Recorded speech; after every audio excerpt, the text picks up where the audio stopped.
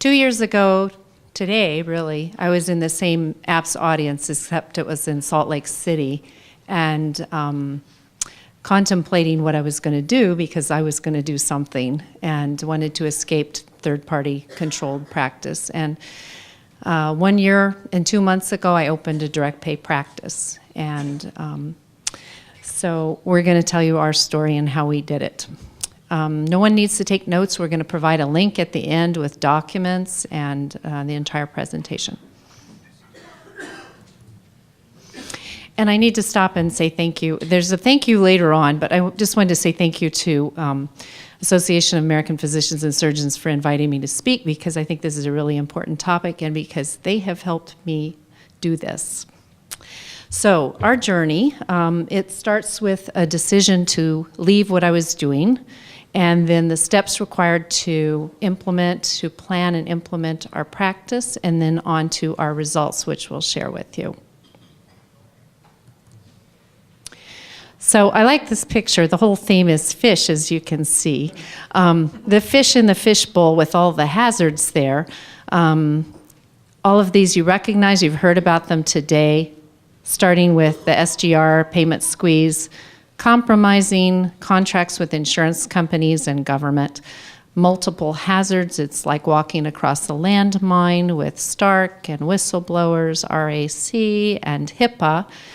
And even if you do everything correctly, you can still step on a landmine. And then finally for me, PPACA, or as Dr. Smith likes to call it, the Unaffordable Care Act, was the big final straw on the camel's back for me. I just had already had it up to here. And when that happened, I said, I will not do it. I think I stamped my feet.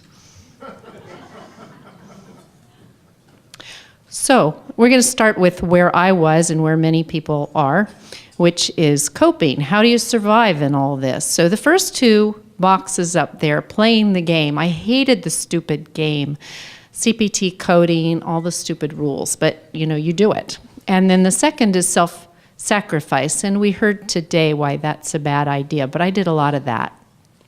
And then selling out, really saying, okay, I'm done with handling these economic problems. I am going to let someone else handle it. I will be employed, let a hospital buy me out. Work for the government. I have friends who've done this and they like it. But they're not really practicing medicine anymore, and I think that's a shame. They were good doctors. Finally, leave medicine. That's a viable option if you're close to retirement. So I felt like I was at bend or break. I did not want to bend. I did not want to compromise care for my patient, but in the process, I was about to break. And so there is another choice. So I have a Facebook friend who's a retired radiologist who grew up in Nazi Germany, and I liked the way he put it. He said, I'm glad to see a doctor choose freedom.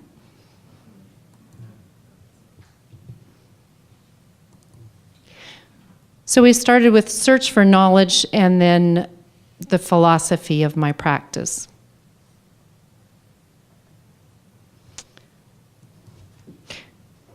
The internet has been very helpful. A friend of mine, colleague, an allergist in my practice, my personal allergist, kept sending me these take-back medicine things. And I read them and I liked them. Then I got onto Sermo because I was in the AMA. And then I read a very interesting thing by Dr. Palestrant about AMA being kind of the enemy of doctors. So this just led one thing to the next. We'll go on to some other reading. I like to call it the literature of liberty, including quotes by Thomas Jefferson, Benjamin Franklin. I read some Milton Friedman. I read some Bastiat. I read some Hayek. I'm just soaking it up. And then I read Atlas Shrugged, and that was a big eye-opener for me. Social interaction. Going from not knowing how to operate a computer, I'm just socially interacting on the computer all the time with friends in apps and docs for patient care and friends around the country.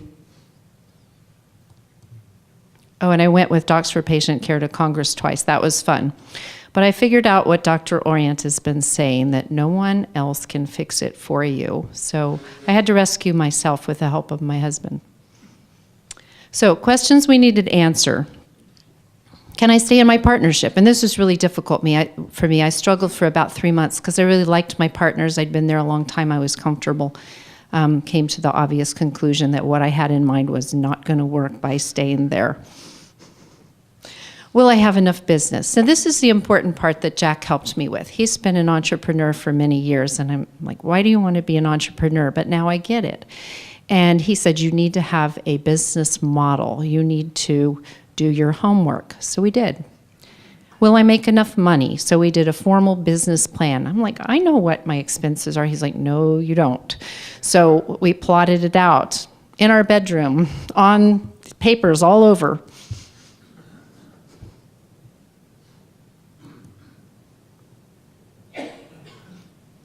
So, and here are some more thank yous. I cannot say enough about how much help my friends from apps have been. Dr. Orient, Jeremy, Andrew Schlafly, George Watson. They've been incredible help.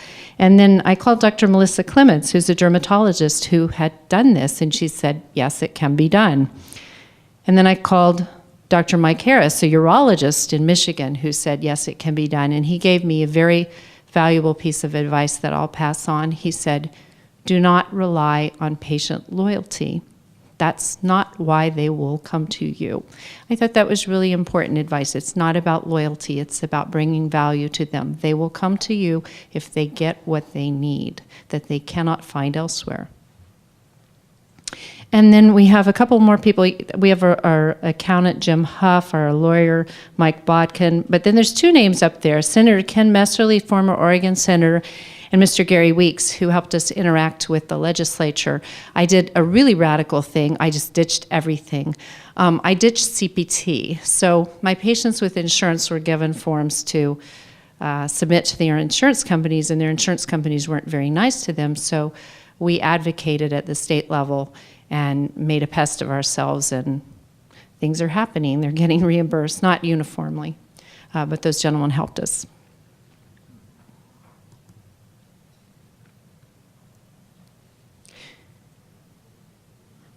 So we established what was our practice philosophy. Well, I think most physicians always feel that, you know, the reason you're there is for the patient. I feel that way very strongly, but it's getting harder to find that, and that absolutely is the most important thing. But then the next thing is me. I work for my patient, and I work for me. And there comes that win-win. It's very true. That's my first patient. He's a Medicare patient who followed me, a very nice gentleman. And my husband asked him if we could take his picture and if he would actually pay cash so he could take a picture and record it. And we were laughing because of what was on the TV. So other foundations of my practice, I'm a very mainstream dermatologist. I tend to like to customize to the individual. I think I'm open-minded, but definitely mainstream, solid dermatology practice. I have chosen, of my own free will, to provide a charitable option 1 day a month, up to 15 minutes for $10 for people that I know are financially struggling, whether they're Medicare, Medicaid, uninsured, whatever situation, I have that option open. We have true price transparency because we ditched CPT. I designed from scratch a billing system that is posted online and in my lobby, and it's very easy for us to estimate what a service will cost. And I am no longer in the business of enriching the AMA or doing paperwork for the government or the insurance companies.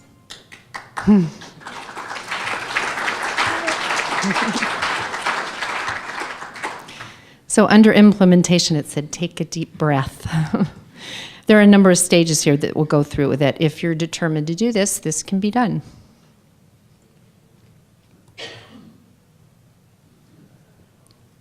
So I'm going to take you through these. Opting out of Medicare. I timed the opening of my practice to a quarter. AAPS has really nice information on how to opt out of Medicare, but you have to time it right. And so I opened on a quarter. Equipment, I was in a partnership, and some of the equipment I was interested in, we went out and checked out what was the free market price for those things so that we could negotiate. Things that they weren't offering me a fair price on, we bought outside. Settle accounts receivable. If you're going to do this, you have to plan your cash flow. This is an investment. This is opening a new business. It's not like joining. Well, there's other ways to do this. Some people, of course, take the more gradual approach, but I opened a brand new business. And so you need to plan your cash needs. Need to plan for your own and your employees' insurance. I love this slide. These are not my partners, but it's just great. You have to notify your partnership. And actually, that's the first thing I did. I wasn't quite sure what I was going to do, but I was going to do something, and so I gave my notice. Notification of patients is much more complex. I had a very good situation. I'm in a pretty remote area. Access was poor already. I wanted to keep patients for whom it made sense, and so we mailed letters out to people I'd seen in the last 3 years, and then we would hand out the letter with my partnership's approval. I'm still on good terms with my former partnership. Hand it out before I came in the room for a visit, and I always spend a few minutes talking to people. Here's another really key piece of advice, and I'm not sure where I got this. I think it was from Jack, my husband, but when you're talking to patients, you cannot be talking about how you've been suffering or how miserable things are in medicine. It is not about you when you're talking to your patients. So we wrote a "What's in it for me" from a patient point of view handout. And then one of the last things I did, which turned out to be very easy, was disenroll in Medicaid. So I just needed to find the right government office and write a letter that had the proper things in it, and I was disenrolled. It was very, very simple. And I don't know whether you have to have Medicaid patients sign kind of an opt-out, but we do. We have them sign something in writing that they know we're not in Medicaid.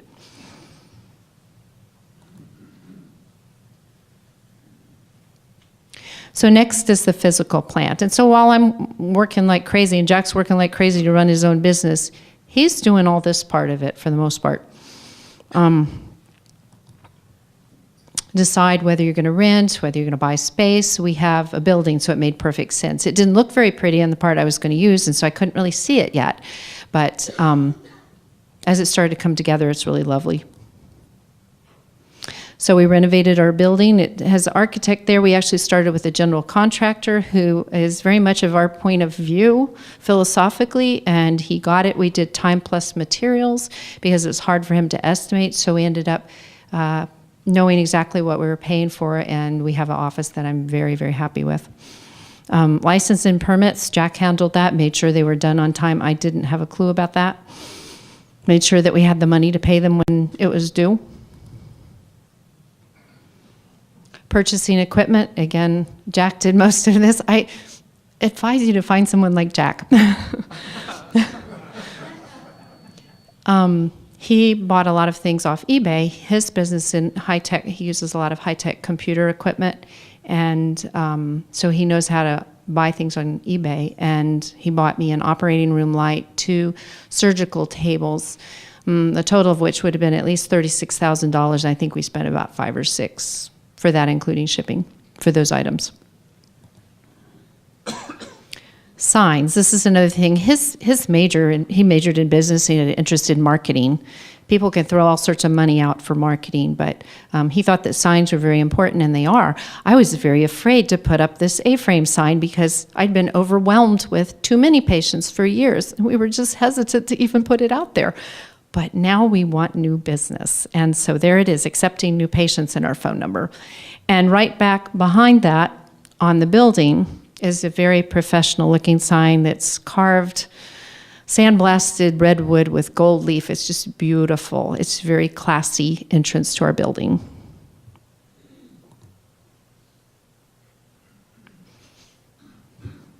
Okay, so one of the decisions we needed to make was whether to automate documentation. I had used an EMR. I hated it. My husband has about over 20 servers in the wall right behind our office, and we decided not to automate documentation. We made customized forms, and my records are on paper. Speaking of forms, we have a patient policy pamphlet that explains exactly how patient payment works. It's really very straightforward. People pay at the time of. If they don't have the money, they are not supposed to schedule an appointment. How radical is that? If somebody's a referral, that's different. But really, when people walk in, they can check out the prices and they can see if it works for them, and it's just all there in black and white. That's one of my staff members who came with me. She's worked for me for about 5 years, and those are our charts from our first year in business. We're busy. Here's my really radical thing. I ditched CPT. So I've been very busy corresponding and just working this insurance thing. And right now we have a lot of our patients getting reimbursed by their insurance companies without CPT. It's been quite a job, but I've been into it. Need to have a website. We have a very nice website that has prices, forms, services, list services. Wi-Fi, we want to make our patients comfortable. We have big screen TVs in all our exam rooms, so we really want them to feel comfortable. That's my other employee, Becky. We have a customized scheduling program that Jack's company wrote for me. Marketing, that's a little gift card there, but we have a logo. If anybody looks closely, that's an interesting logo. Anybody see what it is? It's Atlas. That's our accountant, a good accountant. That's very important. You're professional. That's our attorney. And pathology. Pathology is extremely important for a dermatology practice. So for months, I talked to my pathology group. I was very happy with them, but Medicare paid them $103. Cash pay patients, Blue Cross up around $170, $180 per specimen. Dr. Cockrell, well-known dermatopathologist, his lab processes a specimen for us for $42, including FedEx. So we tell people that their little piece of skin is going for a ride in the FedEx plane.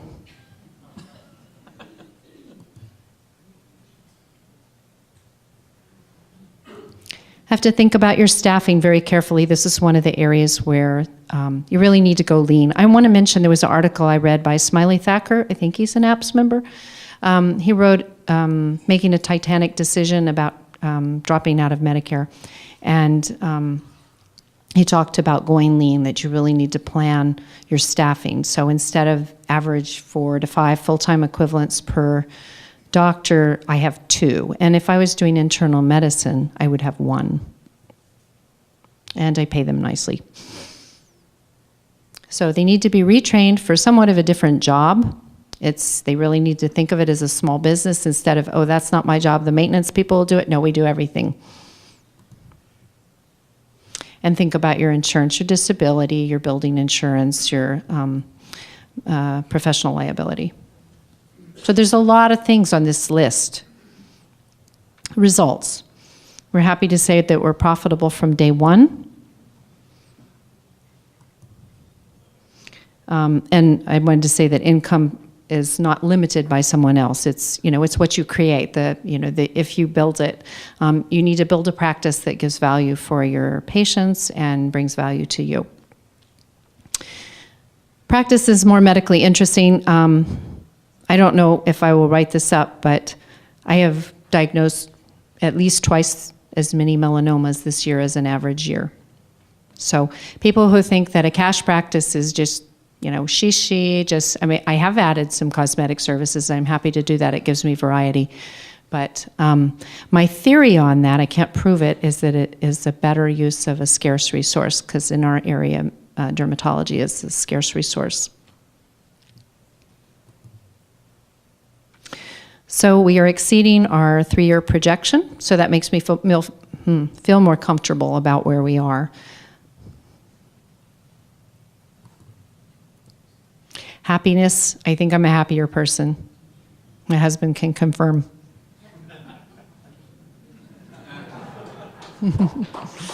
Oh, yeah. Gift from my husband.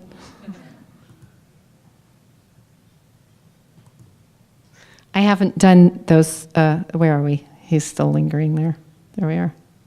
Okay, I haven't done this yet, but I plan to have more adventures.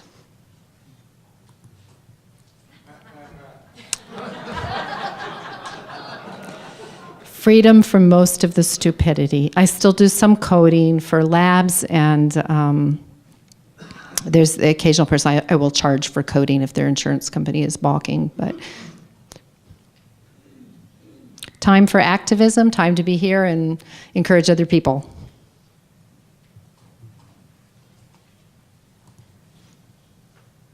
I've added digital mole mapping. I could never have done that before. This is for my atypical nevus patients who are high risk for melanoma. It's easier to adapt. It's a small business. Some of my favorite patients, patients and friends, this is on Valentine's Day, a barbershop group. So there's appreciation from community. We've found that out. We're actually seeing a lot of, and that leads to the next. There's a big untapped market. Uninsured patients, high deductible patients, they are great patients.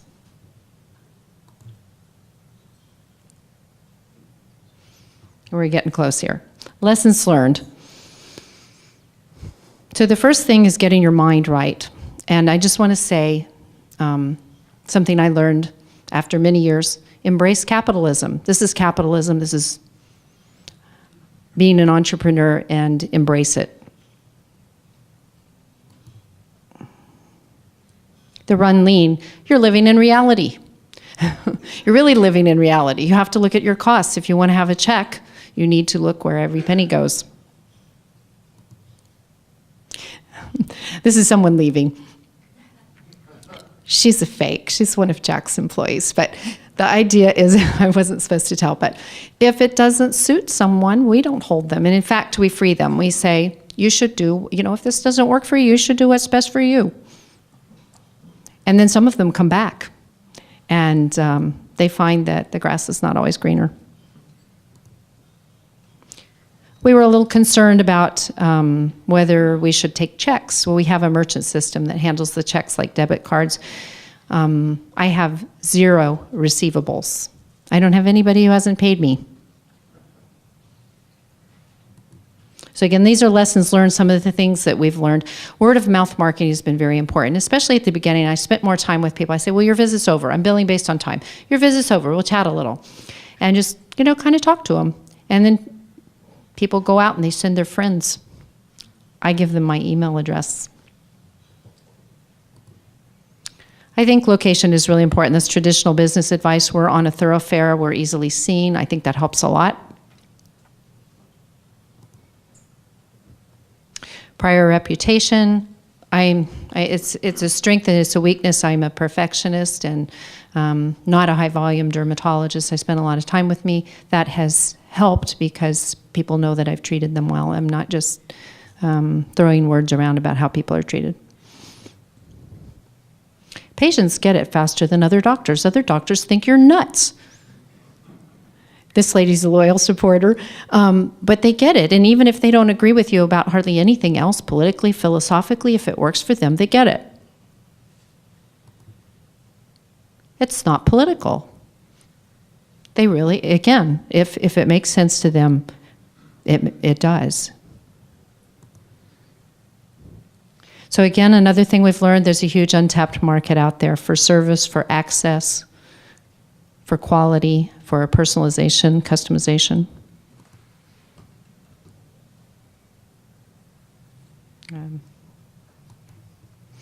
again, as we all know, patients spend their own money differently. When they're, they ask those questions you really would like to hear, I would like to hear. How much does this cost, doctor? How much do I need it? When do I need it? How urgent is it? Are you sure? Is there an alternative?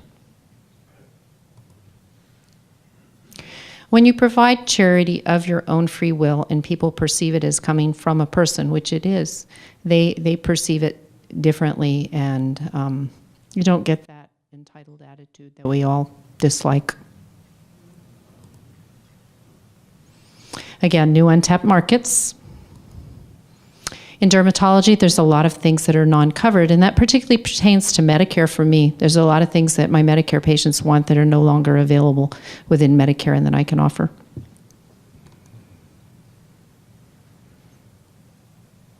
So it says, tell the world what you intend to do, but first show it. I can talk till I'm blue in the face about healthcare, but when I did this, I got attention. So freedom feels good. I encourage it.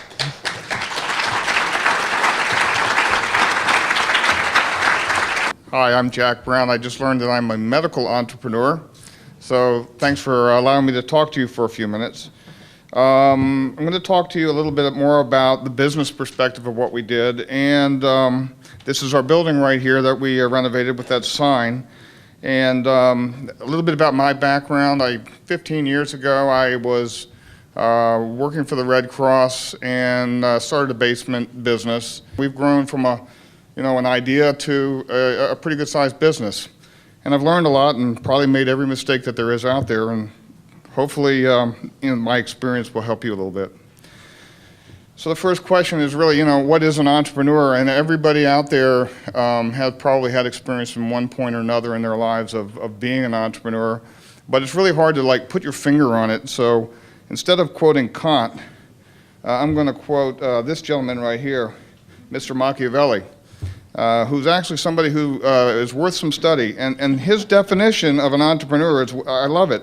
He said, entrepreneurs are those who understand that there's very little difference between an obstacle and an opportunity and able to turn both to their advantage. I mean, that is what an entrepreneur does. When you look at all of the nonsense, the total nonsense that you have in medicine, that is, an entrepreneur looks at that and says, man, there is opportunity there. Every time you see an obstacle for a patient or for yourself, that's just an opportunity. You turn that into a positive, and that's really all we're talking about here. So let me go on and talk about what I'm going to tell you really quickly. I just call it the E factor because that sounded good last night. An entrepreneur, we just discussed that. An entrepreneur is, by the way, there's an entrepreneurial test in your jacket, and if you filled it out, I'll give you what the results are in a second. Experience. I'm going to tell you a little bit of what it's like to be an in-the-trenches entrepreneur. What kind of expertise do you need to surround yourself with? What kind of planning do you need to do to be successful? And part of that planning is learning about why other businesses fail so you don't do the same thing. And then finally, what's exciting about being an entrepreneur? And all these things I'm going to cover pretty quickly. But the quiz that I handed out to you, and I hope everybody, if they haven't taken it, takes it, because the answers are really important in describing traits that really, I think that as you look across entrepreneurs that are successful, they're fairly universal. And the answers are like this. If you got 17 or more yes answers on that quiz, then you definitely have the traits of being an entrepreneur. That doesn't mean that if you get a 14 or a 15 that you won't be successful, and Kathy certainly didn't get 17.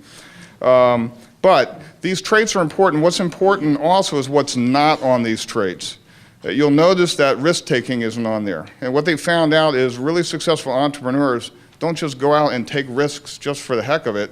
What they do is they try to discover what the risks are and then try to minimize the risks rather than just go out willy-nilly and taking them. And the other thing that you'll find that's not on the list of a trait is the desire to get rich quick or to make huge sums of money.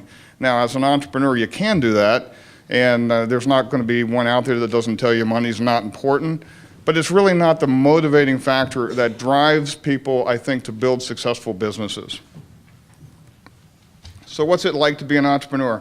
I like this picture because this is how I feel every day. You're going from one obstacle to figuring out how to turn that into a profitable venture, and it's a tightrope. And you've got to watch where you step. You make a wrong move, it's pretty much you that falls. But But I also think that being an entrepreneur is a lot more like this. All right, because not everything goes according to plan. I mean, this guy, you know, he saw a bear, he had a tranquilizer, he thought it was a good idea, and then he discovered that maybe he should have thought through a little more carefully what happened. But this, when you're running a business, this is what happens all the time. And the difference between a successful entrepreneur and one that fails is, number one, I enjoy these kinds of challenges. I wouldn't maybe enjoy being him, but I do enjoy these challenges, and as you get to seeing them over and over again, you get better and better at solving them. All right. This is another one, actually, this is a friend of mine in this picture. But you also, competing with the big boys, for an entrepreneur, that is just a rush. Because the thing is hospitals, big organizations, Obamacare and all that, those are just ripe for the opportunity for success. And so a lot of people will get intimidated. You know, I'm intimidated by the hospital, they're going to come step on me. I'm intimidated, you know, by Obamacare. Well, what they're really doing is they're providing you opportunities, if you think about it, to be successful. So don't be afraid to take on these big giants. And you've got apps. I mean, you've got Andy, you've got everybody back here supporting you, and you'd be amazed at how successful you can be. This is very important. This is why people go to business school. You don't have to, but you need to have a lot of knowledge and wear a lot of hats to be successful in business for yourself. Accounting, that's probably a huge one. If you hire an accountant, they're going to be really good at doing your taxes, and they'll probably maybe do your payroll for you or something, but you're still the CFO. You're still responsible for every day what happens in that business and whether you're making money or whether you're not. So a good business, even if you don't like it, a good business person needs to know what's going on every day with the money. And when Kathy's done at the end of the day, my first question at night is, how'd you do? And she'll know exactly how much money she brought in, and I know exactly how much money my run rate expenses are, and I know whether she's making a profit or not. And you have to know that, because if you lose sight of that, you're going to lose your business. Human resources, when you have a small business, you are human resources. When you have to hire people, you have to fire people, you have to make decisions, you have to break up fights. All these sorts of things are things that you have to learn how to do. Building management, you know, you can't say, you know, the toilet's broken, you know, go get the guy that does that. You are the guy that does that. Procurement, you know, you have to get comfortable in negotiating for the best prices for supplies, for equipment. Business law, you have to get a good idea of what is involved in business law, and you also have to make sure you have a good lawyer, a good accountant, and people that back you up. And then finally, marketing. Marketing is not really a black box, a secret science, but you do need to understand marketing. One of the best ways is to learn marketing is to see other people who are successful and do what I call as R&D, which is rob and duplicate. Okay. Okay. And then finally, and you still have to be a doctor, so you've got to practice medicine. So all these things you have to do, and you have to do them well in order to be a successful entrepreneur. This is just a friend of mine who is a professional hunter, and he literally just pulled this guy from the jaws of a hippopotamus in 2 seconds. And the reason I put that up there, and it's pretty dramatic, is you're professionals, you're going to have, sometime you're going to have one of these moments. And you're going to have that lawyer right there. You've got to know him, and the accountant right there in your pocket when something happens. If you get a notification or something from another attorney, you got to be there. Okay, I kind of look at being an entrepreneur sort of like a phase 1, phase 2 parent thing. Phase 1 is like when you have a brand new newborn baby, and phase 2 is a teenager. And I won't talk about teenager part right now. But the phase 1 part is a huge culture shock. You can read about it all day, and it doesn't make a difference. You're not going to know what it's like until you actually have that infant. And here's the culture shock. That business is an infant 24/7, and it never gives up, and it never goes away. And you're at a party, and you're with your friends, and no, you got to take the call. You got to go. You got to leave. You got to take care of. And it's not medical stuff. I mean, it can be as stupid as somebody didn't show up, or the alarm went off, and guess what? That's you. You got to deal with it. Regular paycheck. You don't get regular paychecks when you own a business. When you own a business, you own everything. And that means that you buy the inventory, you buy the equipment breaks, you got to fix it, you got to pay the insurance. Now, all this money, you're investing it in your business and in yourself, so it really is yours. But it's not just coming in a paycheck that you put in the bank every month. And that's a very, very difficult distinction for some people to make. We have doctors come up to Kathy and say, well, are you doing as well as you did when you were in your partnership? And the question was, really, are you taking home the same paycheck?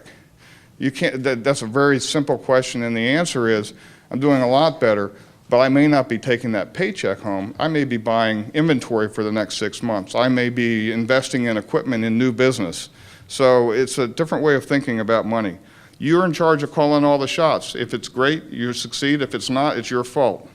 The things that I wish that I knew is, I wish that I knew that it takes longer than you think sometimes to be successful. It takes more money sometimes than you think to get this business up and running. I like to use a rule of 3. You sit down with an accountant and you figure it out and then multiply it by 3. And then you'll be probably in the ballpark of how long it will really take you and how much money it really will take you. And I can't emphasize enough that without your family supporting you, you really probably ought to rethink going into business for yourself. Because it's very, very helpful if your family has had business relatives in their family before, because they've seen how the sausage is made, so to speak. But you've got to get them involved in supporting and understanding that what you're going to go through is going to be very difficult. We have to study from other people's mistakes. I think that's extremely important. And here's some really quickly the top reasons that businesses fail. Right now, the SBA, Small Business Association, says that in 2 years, about half of all businesses fail. And of the half that are remaining, I can tell you that a number of them are just on subsistence level and aren't really, I think, successful all the way. So you've got to understand that you can cut these odds way back if you do the right things, but it's not just a given that you open it up and everything will work. The first one is math. I mean, the math has to work. If you go in and you say, I want to charge $5,000 an hour for my services, you're going to look great on paper, and you're not going to have any patients. If you're in New York City, you're going to charge a different amount than you're going to charge, on the coast of Oregon where we live. So you got to get the math right. You have to be really realistic. Poor accounting is probably the other number 1 reason why businesses go under. It looks like I got money. I got money in my, I got checks in my checkbook. I must have money in my in my bank. And then all of a sudden one day all the bills come through and suddenly there's a big bolus of problems and they end up losing their business. Out of control growth is another real sad thing that happens frequently to businesses. Take a restaurant example. A guy or a man or woman owns a restaurant. They're there every day. They're with the chef. They're meeting the patient. They're meeting the customers. That restaurant is doing incredibly well. They're doing so well, they said, no, I'm going to open another restaurant. Suddenly they open another restaurant or 2, but the owner's not there anymore because they can't be at 3 places at once. And the next thing you know, all 3 businesses go under. You got to be really, really careful about growing too quickly, too successfully. Insufficient capital, another big reason why businesses go under. You've got to make sure you have enough capital to sustain you for as you build the business and for what needs you have personally. Operational inefficiencies, you don't want to overpay your staff right away. You don't want to buy rent in the most expensive part of town. That's a big mistake. Operational mediocrity. You can't go in business and compete and be successful and just be average. If you want to be average, I wouldn't recommend going into business for yourself. So really know what you're about, what kind of business you want, and then go for it and be the very best that you can be out there. Don't be average. Lack of planning. I'm going to go over planning really quickly here, but if you don't plan correctly, you're going to fail. And then dysfunctional management, and all of us have seen what happens with dysfunctional management in the business. Okay, you really need to know where you're going before you take your first step. And I look at wedding planning as an example. You wouldn't go out and start planning for a wedding a week before the wedding was to take place. You know that there's an awful lot of, usually it takes a year or even longer planning for that wedding. Well, if you're going to start a business, you really don't want to start a business and only take a month or 2 to plan for it. It takes some time, so you really want to make sure you plan carefully. Here are some of the steps and things that I think that need to be done properly to plan for a business. Number one, you've got to know what your vision is and what your goal is, and know the difference between the two. And then you've got to lay out some benchmarks of what you think will be the definition of success for your business. Workforce calculation is extremely important because workforce can account for up to 70% of your expenses. So you need to take some time figuring out how many people do I really need. Where am I going to get them? If you only have a couple of employees, they got to be good employees. You got to make sure you know that you're not overpaying the market, but at the same time, you don't want to pay somebody so little that they leave. And all of these certain things, that's a big part of planning. This is actually a critical path mind map that we put together. You need to start looking at all the pieces of all the decisions you make and how they fit together. You know, I need to renovate my building, but I got to get my building permit before I can get my contractor, and it goes on and on and on. So you need to really plan all those details out. Financial, you've got to know how much capital you need for everything, for your equipment, for your supplies, how much your rent's going to be, and then you need to actually forecast what you think that's going to be in 2, 3, even 4 years out. And then you actually take that to, I'll get to that in a minute, to your accountant, because your accountant will tear it all to pieces. Okay, SWOT. This is something that, I've talked to a couple of businesses that cash practices have gone under. And one of the reasons they went under is, I started a cash practice and there are 16 other dermatologists in my market. Well, that's a pretty tough market to start a cash practice in, so you may want to consider what you're doing there.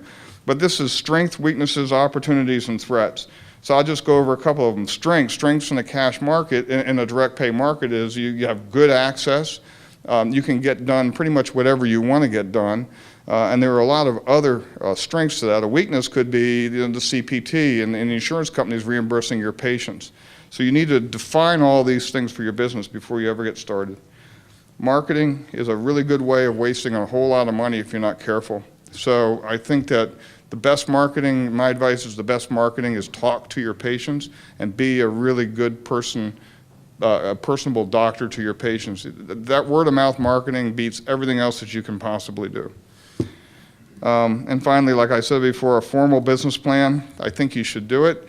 You can find books, you can find software, you can find all sorts of different people out there that can help you put together a business plan. Take it to a bank. Banks are so tight right now that if a bank is willing to give you money on your business plan, you probably got a really solid plan. Okay, why become a direct pay entrepreneur? This is, I just talked about all the hard part about it. The things that you have to go through because you take Medicare and Medicaid and all just astound me. The criminalization of medicine, the CPT coding, all of the work that you do that has absolutely really nothing to do with patient care. But when you go direct pay and you don't do that, you don't have to worry about HIPAA anymore. You don't have to worry about CPT codes anymore. You are absolutely free. And I can't tell you just how good it is, how good it feels to have my wife smiling, having some time, in her life again, and just practicing free medicine. And the patients love it. And the truth is it can be very profitable at the same time. So I think you should do what Machiavelli said and turn your obstacles into opportunity. And I also like what Drucker says, that the best way to predict the future is you're going to have to go out and create your future. So thank you very much.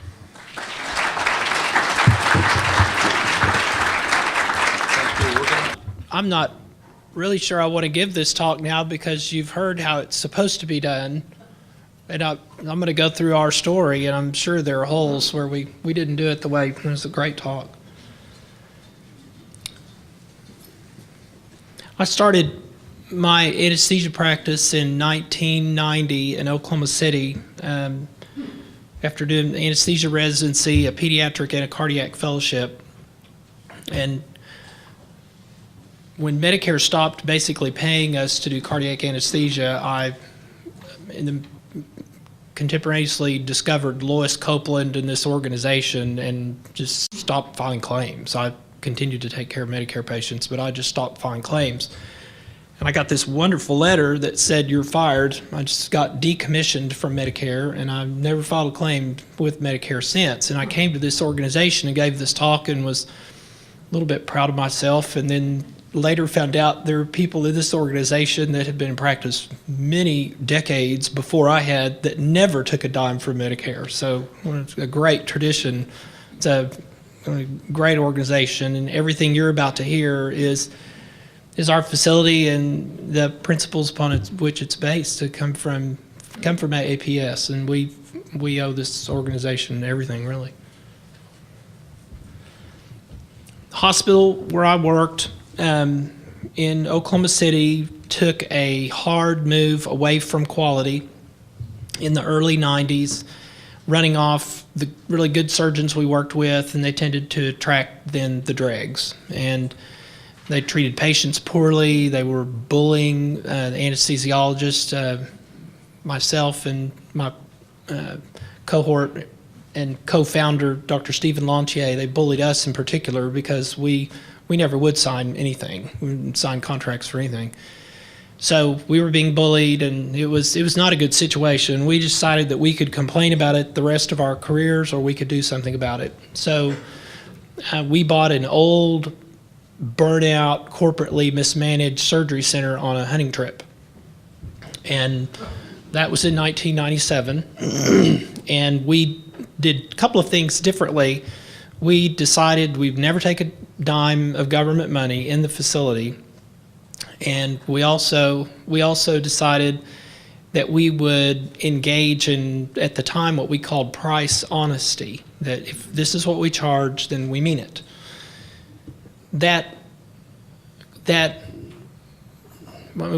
been that way ever since we opened, but what we began to discover was, even though everybody in Oklahoma City and our area knew that the quality of care at our facility was second to none and our prices were low, none of the insurance companies would deal with us. And it was a mystery. It was hard to figure out.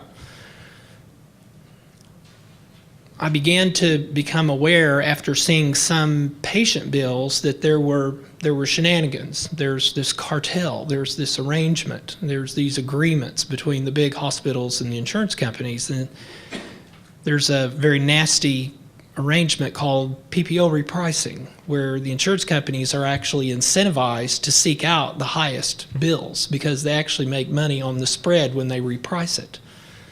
So we decided we'd put our prices online, primarily to shine light on this cartel. I mean, that's what I've come to call it, and I think it's not inappropriate. The first thing that happened, though, I mean, we thought, okay, we're going to expose this scam with the idea that, and there's all these uninsured people that we've taken care of over the years. They might as well know what it's going to cost them. It might save me actually time on the phone, because I've horse traded all through the years with people that didn't have insurance. Well, the first thing that happened is the Canadians showed up. So when we put our prices out, and you can, Jeremy, if you scroll down, I mean, you can see what they are. So, somebody needed a knee arthroscopy or any number of these things. They could actually afford to buy their way out of the line they were in Canada. These prices, by the way, are turnkey, all-inclusive, include surgeon, anesthesia, and the facility, so they're bundled.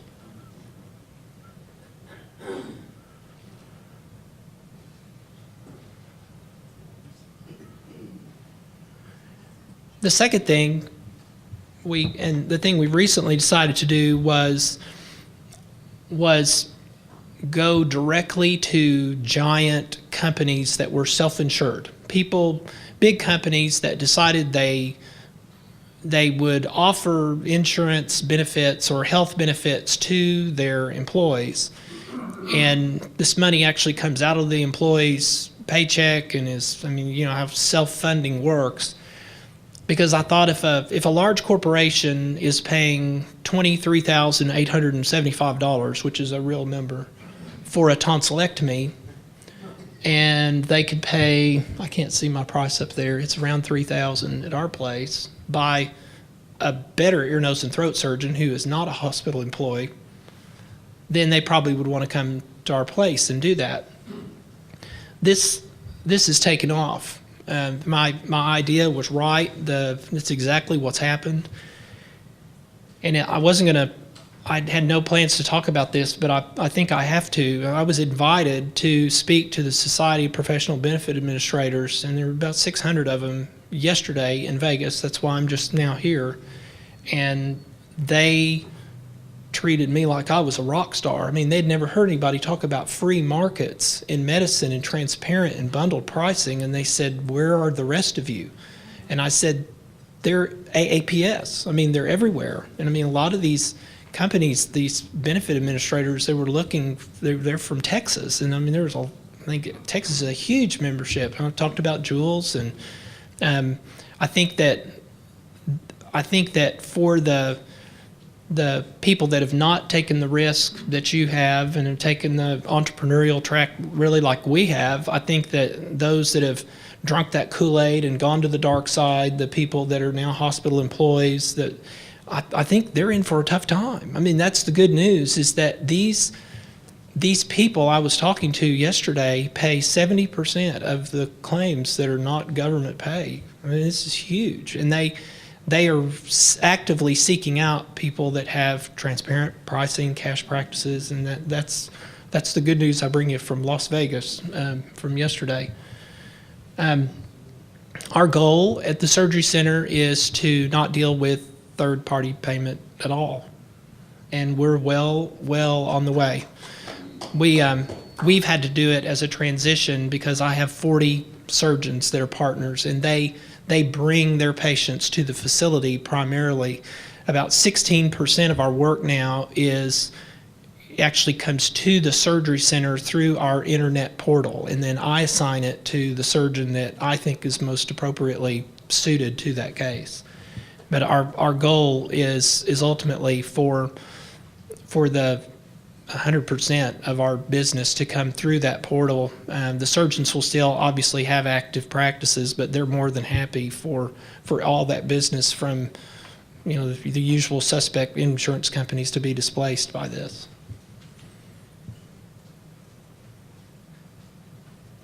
Thank you very much.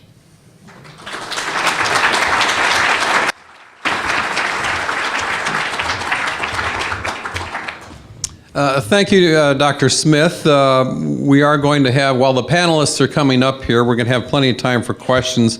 Yeah, I had a question for Dr. Smith. Actually, I'd really like to ask if he needs a part-time orthopedic surgeon down there. But anyway, my real question is, two questions. Since you don't take Medicare, did you have to go get Medicare certification for your surgery center? And the second question is, how do you deal with these Canadians who want to come down and pay cash, and they may say, I need a knee scope, but you don't really know if they need one until they actually get down, see your surgeon, and so it's kind of, you hate to say, yeah, we'll do it for this price, but you might come down here and find out all you needed was a steroid injection. The way the Medicare certification works in Oklahoma, the health department shows up to do their surprise checks, which they don't do as often as they used to because we've operated on most of those people and they love us.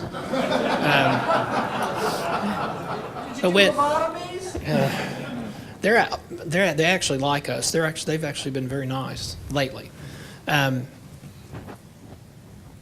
When they come for the inspection, they ask us if we would like to also be Medicare certified. And we say yes. And it takes a little bit more time, but not much. Some of the third parties like to see that Medicare certification. And so that it's actually not a big deal. But we don't take federal money, but we are Medicare certified for the purposes of whatever the insurance companies want to check that box. The answer to the Canadian question is we get x-rays, MRIs, we get all that stuff forwarded to us before they ever make the trip. And then the surgeon talks to them on the phone, and we can usually tell. But they understand when they make the trip that they may actually receive really good news that they don't need surgery, and they pay the surgeon $200 and get on a plane and go back home.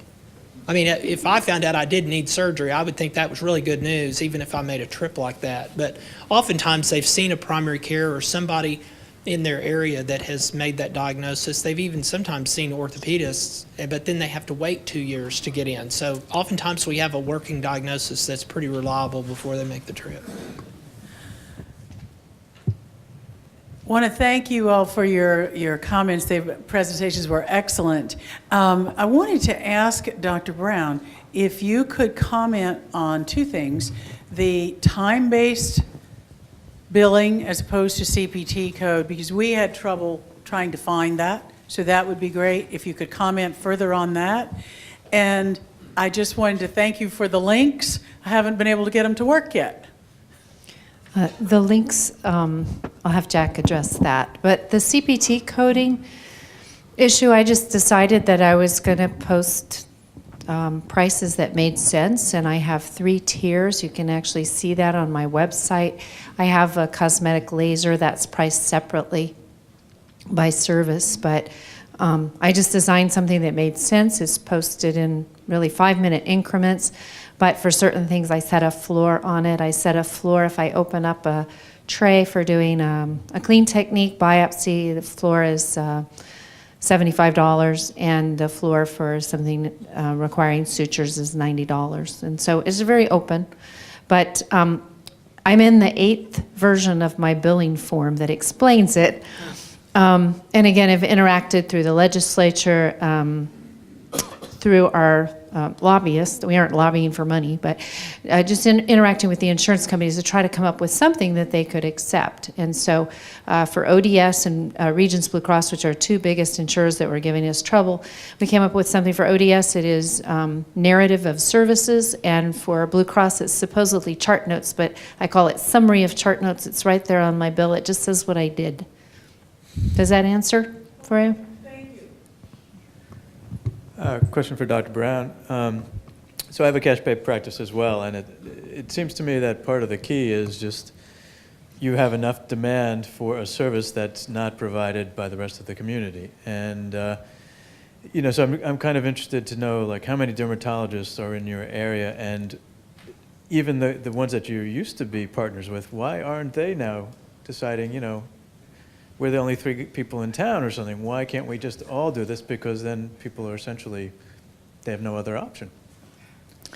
Let's see, the question, again, okay, The so. question is more, the specifics of how many dermatologists and what's the demand, and why don't the other guys in town decide now to join you in your style of practice? Right. Well, everybody's in a different situation. I was aware of a dermatologist up in Washington State who was, they just right across the street. There were 3 dermatologists and 3 mid-levels, and, he's not busy at all. I'm in an isolated area. You have to do your market research. There's only 2 dermatologists. We've tried for years to recruit another dermatologist. We're just in a remote area and high Medicare, so can't be competitive on pay. So nobody's been able to hire another dermatologist, so I'm in the unique position of having overwhelming demand, had not been taking new patients since about 2002. In general, we'd open up at times. So yeah, if you've got a lot of competition, we also have a lot of uninsured. So you just have to do your market research. Does that answer? I don't know. I'm still wondering why the other guys don't do it. Other guys, there's only one other guy. And he's going to retire. I mean, at some point, he's 69. And, for me, that was a problem because I already had too much business. I had a lot of business that wasn't paying me anything. And I was working my weekends doing paperwork, but it was kind of like I was putting my finger in the hole in the dike, and, it was like it was going to come down on me. And there are all these people that need care, and there I would be. So that was my situation. I'm a family physician who started his career almost 9 years in solo practice, and then 3 years ago my group sold out to the hospital and we went over to the dark side, and I'm now working for the evil empire. But I am seriously considering a direct pay practice.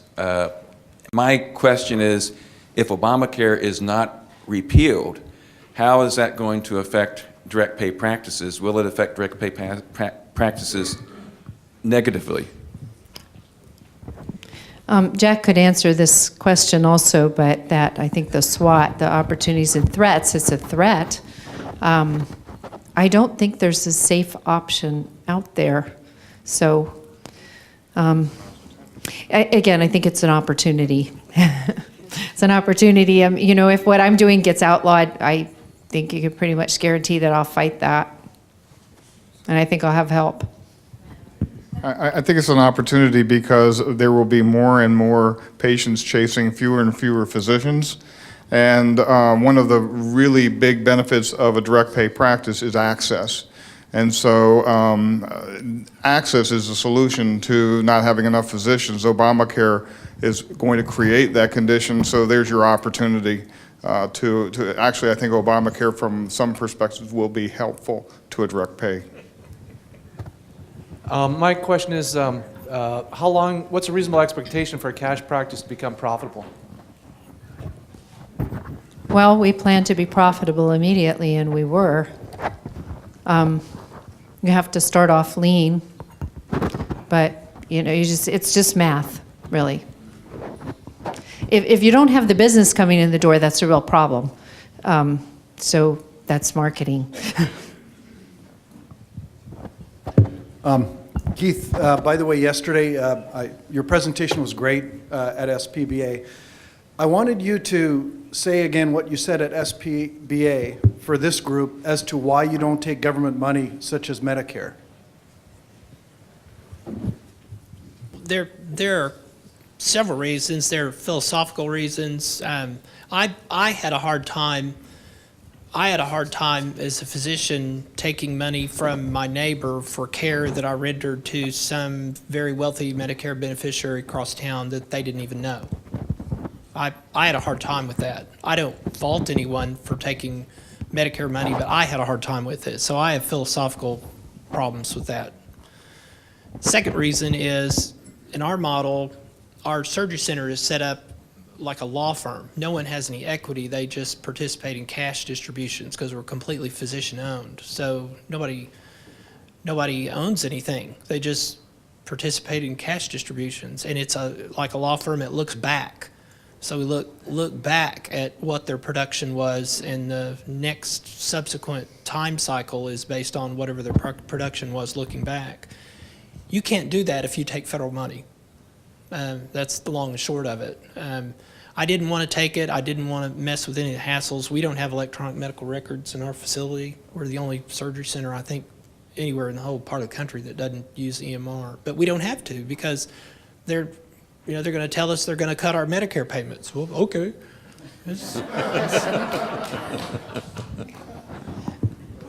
I'd like to ask a question of Dr. Smith, and this is a logistics question with your patients that are the 16% that are coming there.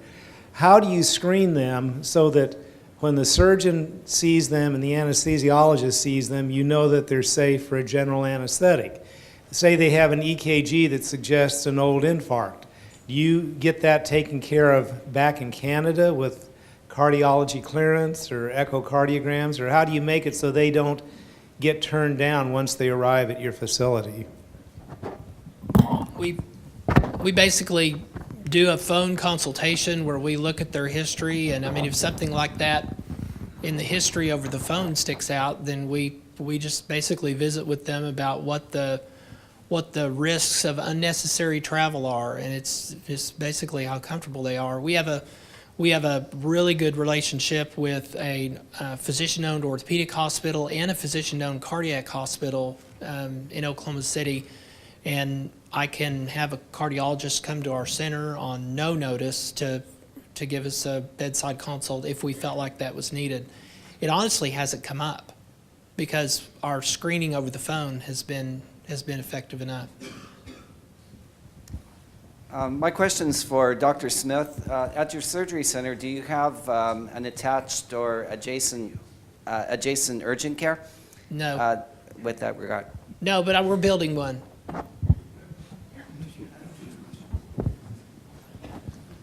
Great talks, thank you.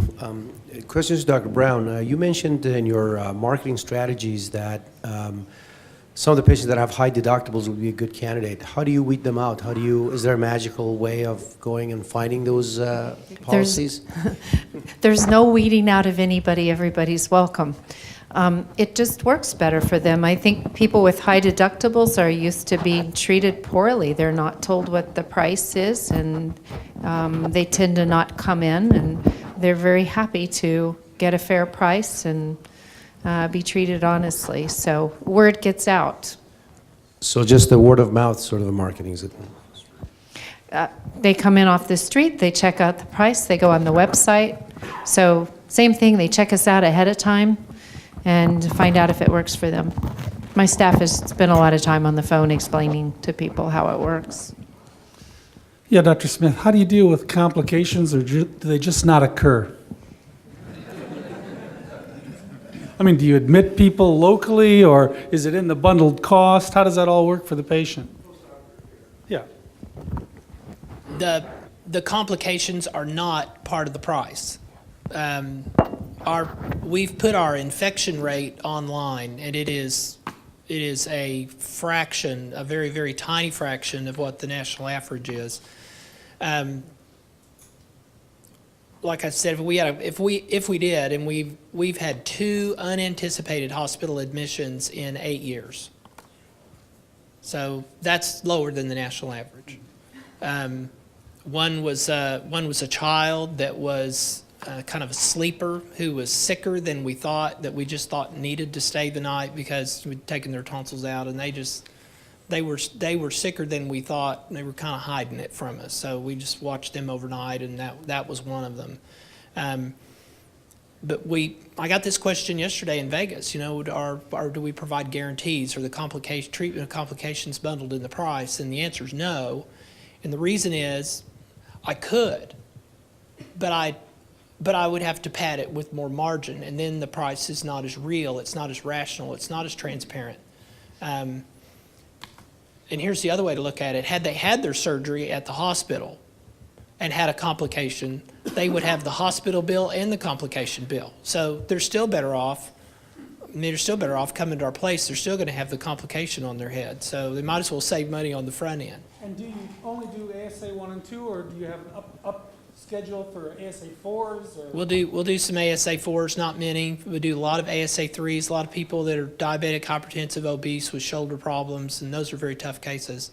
But we'll do some ASA 4s for port placements for cancer. I don't believe in bankrupting people that have a diagnosis of cancer, and so our prices are very reasonable. I've got an oncology group in Oklahoma City now that's lateraling the chemotherapy drugs, not marking them up at all, and charging a flat administrative fee. So there is no difference in charge then for, Right. That's more right. sicker patients? That's right. Good. It's for Dr. Brown.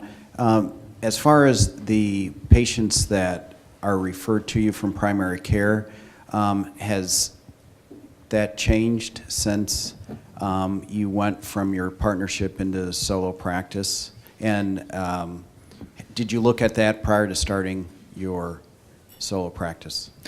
In terms of referrals from primary care from other doctors, well, again, before I went from a situation where I was very full and not, people were used to not being able to get their patients in. Most of my patients are just direct, they refer themselves. I'm starting to get more referrals from primary care. I find that a lot of doctors are very fearful of sending someone to a cash practice. I don't really need the referrals, so I appreciate them, and I send people thank you notes, and try to build that part of the business. But people the primary care doctors that send me if they have a patient without insurance. I've gotten some nice referrals from the emergency room. I used to not like those, but now I like them. But it's just educating people over time that our prices are reasonable. So, thank you. I have a question for both Dr. Brown and Dr. Smith. Of your global fee, Dr. Smith, what percentages goes towards overhead? Of your global fee for the different surgical procedures. What is your overhead rate? I think the answer is 80% to your question. I think that's what you're asking. You have to understand. No, if the fee is $4,000, who gets that money? Well, how much goes into a surgery center? The fee, since it's the surgeon, anesthesiologist, and the facility, I bill for my time. So, the anesthesia fee comes out, the surgeon fee comes out, and what's left is really a pretty small amount to cover the costs at the surgery center. And that's why our prices are so low. I tell people we've cut out the greedy inefficient, huge, most greedy and most inefficient player in the whole game, the corporate not show a profit hospital, they're not in the mix. So because we own the center and we don't have to make a ton of money. So the amount of money that's left over after the surgeon and the anesthesia fee are paid is enough to cover the cost of our supplies and a rate that I have calculated that an operating room costs me for about 30 minutes, depending on how it's staffed, with a margin pad that's about 20% to cover the outliers so that I don't have to charge different amounts for the sicker patients, and so I don't have to give different prices for different procedures, so it's flat. So I think the answer to your question is about 20%. 20%. I think it is, yeah. And- Did I answer it? Yes. I'm a surgeon, and I used to pay almost a 50% overhead in practicing surgery in one multi-specialty clinic. Well, actually, that's not the answer then. The answer is 80%. The money the surgery center gets, 80% of it is spoken for. Okay. So we have a 20% profit. And what is your overhead, Dr. Brown, in your practice? Sure. After initially opening and having things settled down and looking at our run rate, we're running right now at about 75% of our expenses, and about 25% is coming out as a net profit right now. But we're trying to actually enrich that a little bit by looking at adding some more cosmetic and Well, I want to say that too. I've been adding services and improving systems. So we're definitely in a building phase. So that's not a static. Definitely expect that our expenses will remain right now fairly constant, and we have capacity to build. So we're definitely expecting that to continue to improve. Yeah. This is for Dr. Brown. Are your prices actually posted in the office, like on a wall or something? And who actually tells the patient what the final price is? The prices are posted in the lobby, right as you walk in. There they are. They're on the website. We're in a relatively not affluent area. Our economy's been bad for a very long time. I may increase my prices soon a little bit because we've gotten quite busy. But my staff has gotten very good at estimating. We'll give people a minimum visit for a new patient is $30. The minimum visit for a follow-up is $20. We try to schedule an appropriate amount of time. A half an hour visit right now with just a visit or any freezing of things, no separate charge for freezing stuff off, is $120 for 30 minutes. So that gives you an idea. Very reasonably priced. So it's got to be a mix of service. I've recently added some cosmetic procedures due to demand. Hydroxy acid fillers, which are very nice. People like those a lot. So I've had time to learn a new thing. But who tells them? My staff estimates, we're also adding a walk-in clinic on Thursdays, so that'll make it easier. When it's hard to estimate time, so people are really cost conscious, it'll be a first come, first serve every Thursday afternoon. So kind of a to follow, and that'll make my time more efficient. So what's really not efficient for me is having somebody come in who's been scheduled for 30 minutes and they only need 5 minutes. But you never know. So we're just working with that. But if somebody comes in and they have something looked at and I say, well, that appears to be a basal cell carcinoma, but I'm not quite sure, and I think we should biopsy it, and I'll tell them what that fee is right then and there. Mr. Brown, I appreciate very much the possibility of Obamacare, God forbid it should pass, not be repealed, being an asset to us. But have you considered the fact that the not in one might, with his executive orders, make licensure dependent upon accepting his plan? Yes, I've considered that, and I won't practice under those circumstances. Yeah. That's one of the reasons we're here. We've got some great minds and great activists and great support in this organization.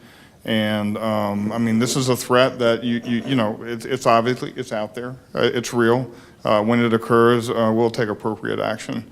that's necessary to preserve what we have. And if not, then we're going to be in the same boat as everybody else, which is sinking. Question for Dr. Smith. I'm wondering how happy the local general hospitals are with you and how they're trying to compete with you.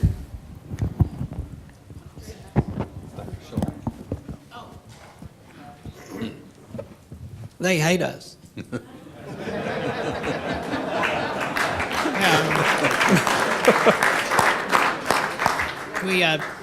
That was part of our goal, was to shine, to be hated, was to shine light on the shenanigans. I mean, these not-for-profit, charity hospitals and their bills that are 10 times what we have listed on our website just for their facility. And you know what? I was telling Ken Chrisman earlier, the worst of them are the faith-based institutions. At this meeting yesterday in Vegas, they were openly referring to the Sisters of No Mercy. And I call them Merciless Hospital or Mercenary Hospital or any number of things. But no, they hate us. They hate us. And we fought them legislatively, certificate of need. I mean, I could go on and on, the battles that we fought within the provider tax, the attempts to force us to make sure 30% of our revenue came from Medicare and Medicaid and uncompensated care. That was a mistake for them to tell me that uncompensated care was actually a source of revenue, because that opened up a whole Pandora's box. But no, they hate us. They do, and we wear that as a badge of honor. I mean, if we were in good with them, then you all probably wouldn't want me here. Okay, last question. Yeah, I have a question for, one question for Dr. Smith is, in Vermont, we have a certificate of need process where the state has to approve all new facilities, and I wondered if you had to go through that kind of process. And then also quickly for each of you, how do your fees compare to the kind of fees, a fee for anesthesia, a fee for dermatology, for people who were in another practice? If you could do a rough estimate of the proportion. My anesthesia fees are, from what I've seen from other, about half on the website. And then we are not, Oklahoma is not a certificate of need state, but I don't want you to think there's not a lot of blood that has run down the street, down the drain to keep that from happening. A lot of states, that it is that way. There's a lot of money that changes hands. That's a very dirty business. I was actually offered a bribe one time to support CON so that I would never have any competitors. It's a very, very dirty business. Yeah. People don't like competition. My fees, it varies depending on the service. We did a presentation before the Oregon Senate Healthcare Committee, and there are these CCO organizations lining up saying, for the Kitzhaber government, $1.9 billion. And they're like, well, we think we can bend the cost curve down by 2.3%. And, our slides showed various scenarios, things anywhere from 20% to 80% of a usual cost, depending. But I would say on average, maybe 50%. Sometimes a lot better, yeah. Okay, we'd like to thank all of our panelists. And I will remind people that are coming to the banquet this evening that in order to get there, you're going to have to take the elevator on the opposite side of the building to the 5th floor. Hope to see you all there.